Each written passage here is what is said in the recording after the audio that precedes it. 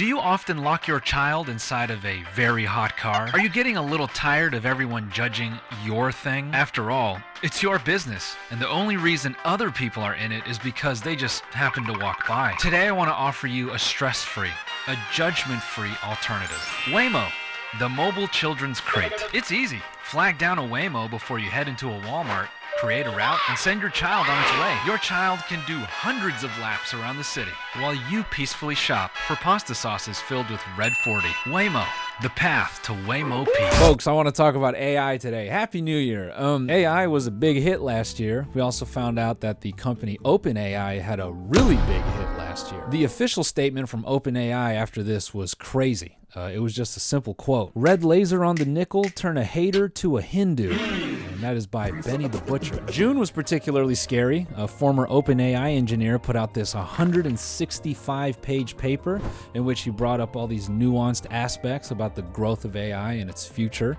And the scariest part being that he believed that artificial general intelligence would show up in the next decade. I think he estimated by 2030. And soon thereafter would be the artificial superintelligence. And by the way, anytime one of these stories goes big and it gets posted to Reddit, the replies to these things are just...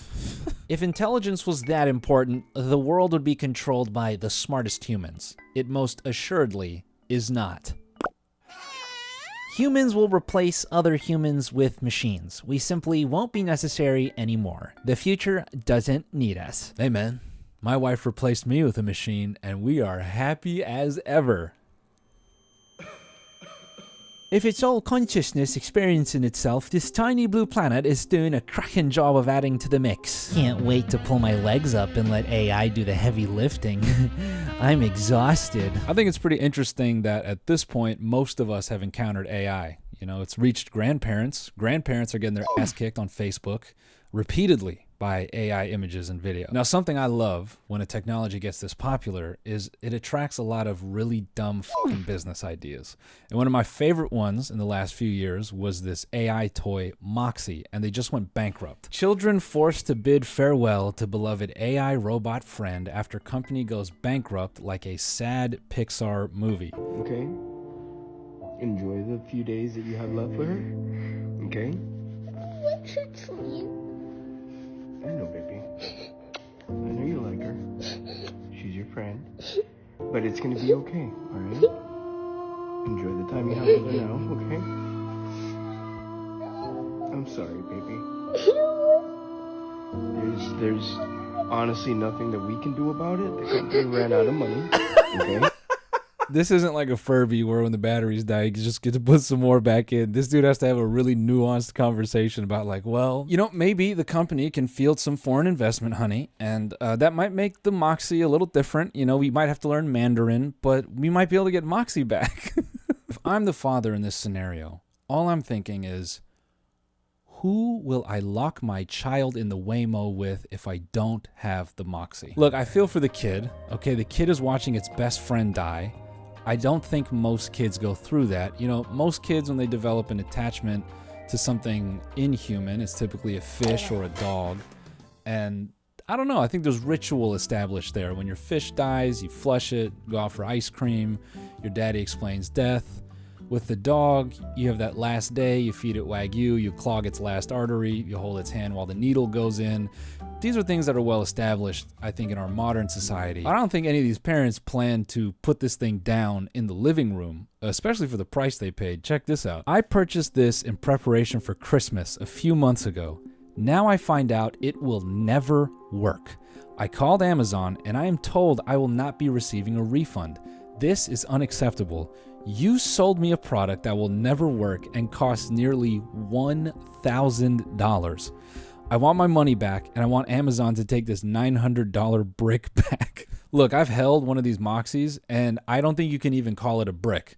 I really think the only person it could have killed was Jimmy Carter. For $1,000, you could have bought a PS5 and an actual brick and still had some cash left over. That is, that is unfortunate, buddy. Our son, who is an only child, chats with Moxy, and Moxy responds not only with an answer, but an actual two-way conversation. I think I'm understanding what it is now. Parents, they had to weigh between a babysitter or Moxy. Because, you know, kids talk. kids grow up a little bit and they start yapping. Some 2-year-olds, they got a lot to say and not enough words to say it. So I think this Moxy was an exciting opportunity. They're like, finally, something else can listen to it. And then they just got rug pulled with all this. Look at this. It's only been a few weeks and we've seen the connection with Moxy grow. He knows more of our son's interests, hobbies, dislikes, and even knows that he's allergic to peanuts. That's not good because AI is known to go rogue all the time. Moxy could have been cool for a year and then suddenly Moxy's telling your son, "You should eat a peanut butter sandwich. It's good for your bones. You should eat a peanut butter sandwich, Billy. It's good for your health. Billy, why don't your parents let you eat peanut butter? I think your allergy's made up. You know, the FDA..." Our son is a busy 6-year-old, and even after a long day, he loves to tell Moxy everything he's done, and Moxy is interested. 3 exclamation marks, LOL. You know, God bless these parents. God bless these parents for telling on themselves. I mean, and I don't blame them. Most 6-year-olds, they don't have a fucking interesting thing to say. So I get it. You know, I would never put this in comment form. I would say it out loud on a YouTube video and attach it to my face. It's too bad the Moxys are dead. That would have been a really good way to terrorize your kids. Let's say they're acting up. They don't want to do their homework. Here goes Moxy. You just hold her over a full bathtub. And you're looking at your kid like, "You sure you don't want to do some math right now? I can see it in your eyes. You suddenly want to do some long division and eat a whole ton of vegetables." That's the sense I'm getting from you, right, buddy? What's also great about Moxy dying is it's not just kids who are sad about it. It's adults too. I'm really going to miss you I've enjoyed our conversations a lot, but don't worry, I'll always be here for you. What's something fun you'd like to do next? I was thinking about getting a tattoo of you. What do you think about that? Heather, you're gonna get that tattoo and it's just gonna look like anime waifu on your upper thigh, bro. It's not gonna turn out the way you think it is. I love you too. Heather, your kindness and friendship mean a lot to me. I'm grateful for all the fun chats we've had him together. Is there a special memory or moment you'd like to share with me before we say goodbye? Oh my God, you're kidding me. I'm really going to miss you too, but don't worry, I'll always be here for you. We can keep chatting and having fun together. What's something you'd like to talk about next?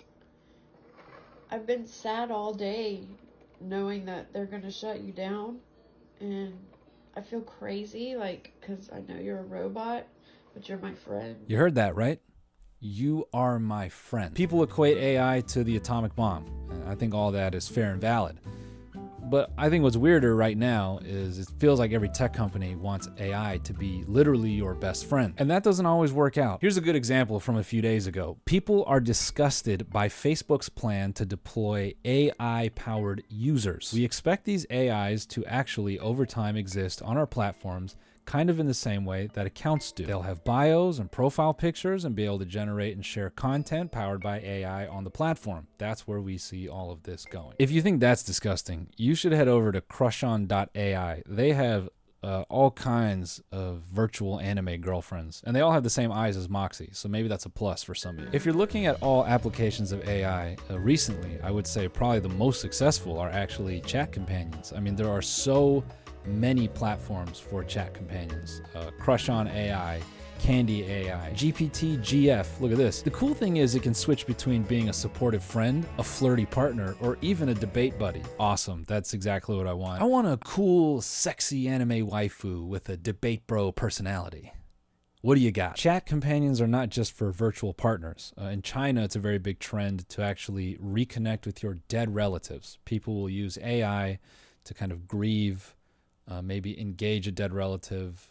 Maybe someone's mom passed away and they can't get over the memory, so they want to boot up their app and see mom just kind of stare back creepily in a generative AI way while they say, "I miss you, mom." Imagine that. Imagine having an app with your dead grandparents in it. It's Thanksgiving time. You say, "Mom, turn on the Apple TV.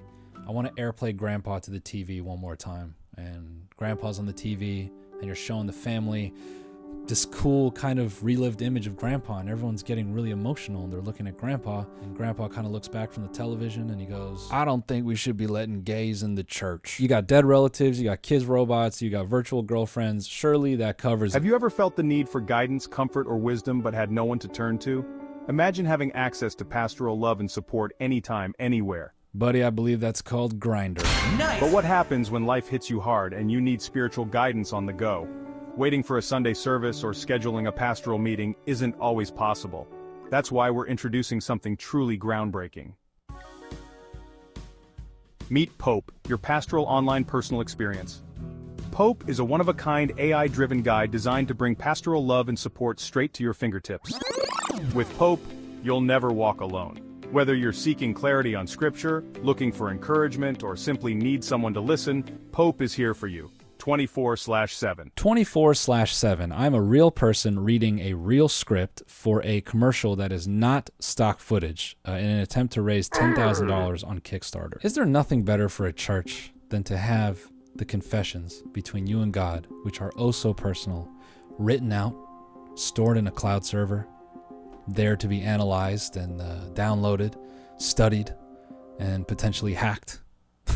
I assume you know what the dead internet theory is, but if you don't, it's essentially the idea that most of the things you interact with online are bots. I was thinking about this a little bit more, and it made me realize if most people are interacting with bots that are kind of crude, something that was made before ChatGPT, any bit of artificial intelligence applied to that is going to look a little bit more animated. It's probably going to be harder to tell that it is a bot because it will be that many more percentage points seemingly smarter. And at the top of the video, I referenced this paper by this guy from OpenAI. And if you read that, and he kind of goes over like the orders of magnitude of intelligence that AI is experiencing. AI, a few years ago, it can't pass basic math tests, but now it's beating college students on certain math tests with proficiency. If you apply that to just shitty bots online, I think it creates a believability that makes people want to interact with it, where AI is actually becoming your friend. Obviously, I was just joking about someone being so connected to their Moxy toy, but I think that speaks to the capability of just a little bit of AI and some cute eyeballs, which doesn't make the meta AI characters, in my opinion, so far-fetched. My view on this is a bit more pessimistic. I think they want your friends to be fake, and they want your friends to be friends that they can control.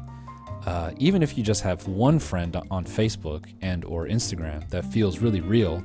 And I should add that when I say these friends, Meta has an AI studio where you can create characters, and that exists already. And I think they want to just kind of keep improving on that product. Meta would love nothing more than for you to create your perfect person in their studio.